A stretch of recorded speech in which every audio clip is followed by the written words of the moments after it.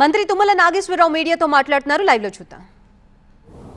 ఆయన వ్యక్తిత్వం తెలిసిన వ్యక్తిగా నేను అంత మాటలు చెప్పలేను, కానీ ఈ యొక్క వాంగ్మూలం మట్టుకి చాలా బాధాకరం.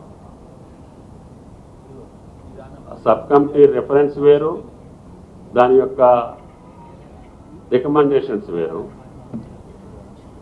కాళేశ్వరం శాంక్షన్స్ ఎప్పుడు కూడా క్యాబినెట్కి రాలేదు, క్యాబినెట్ అప్రూవ్ చేయలేదు.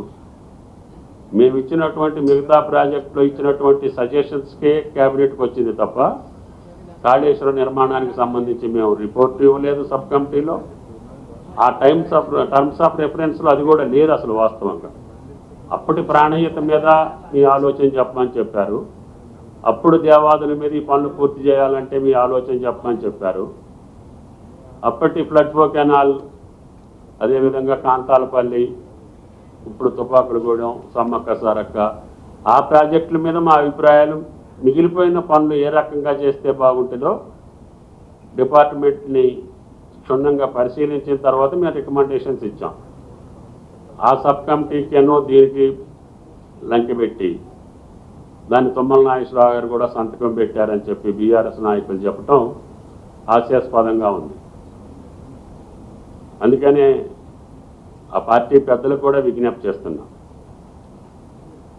రాజకీయాలు వేరు, రాష్ట్ర అభివృద్ధి వేరు. ఆనాడు రాష్ట్ర అభివృద్ధి కోసం ఆ పనులు ఎంత త్వరగా పూర్తి చేస్తే రాష్ట్రానికి లబ్ధి చేకూరుద్దో నాకున్నటువంటి చిన్న పరిజ్ఞానంతో ఆ రోజు ఇరిగేషన్ శాఖలో కూడా నేను అంతకుముందు ప్రభుత్వాలు కొద్ది రోజుల్లో ఉండే అవకాశం ఉంది కాబట్టి నాకు తెలిసిన కాడికి ఈ రాష్ట్ర ప్రజానీకానికి, రైతాంగానికి లాభం జరిగేటటువంటి సూచనలే చేశాం. అటువంటిది మీరు ఈ రకమైనటువంటి క్యాబినెట్కి రాకుండా క్యాబినెట్ అప్రూవ్ చేసింది, అన్నీ కరెక్ట్గానే చేశాము, అందరిది ఉమ్మడి నిర్ణయం అని చెప్పేటటువంటి మాట కరెక్ట్ కాదు అని చెప్పి రాజేంద్ర గారికి, రాష్ట్ర ప్రజలకు కూడా విజ్ఞప్తి చేస్తున్నాం.